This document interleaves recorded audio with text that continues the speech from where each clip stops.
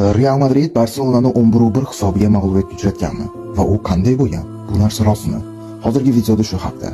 Videoni ko'rishdan oldin kanalimizga obuna bo'lib qo'ying, bundan qiziqarli videolar hali oldinda. Ha, bu hisob rostdan ham sodir bo'lgan, lekin buni klassiko emas, qonli o'yin deb eslashadi. 1943-yilda General Kubogi, hozirgi Qirol Kubogida Barselona Real bilan to'qnash keladi, Madridda. Qirol Franco bugun Barselona mag'lub bo'lishi, hattoki gol ham urmasligi haqida buyruq beradi. O'sha kun keldi. Barselona futbolchilari Madridda. Ular kelayotgan avtobusda Madrid muxlislari tomonidan toshbo'ron qilinadi va ular stadionga yetib kelishadi.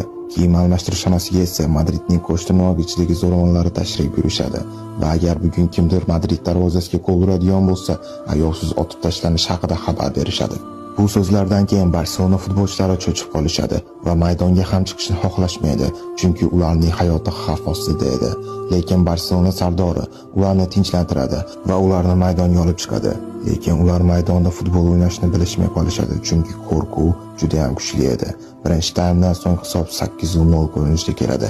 Barselona futbolchilari bironta ham aniq zarba yo'llasha olmaydi. Lekin bunday sharmandalikka chidolmagan Barselona sardori ikkinchi taymda maydonga tushib o'zini golini uradi va o'z hayotiga o'zi bilmagan holatda nuqta qo'yadi va u o'yindan keyin vahshiylarcha otib o'ldiriladi.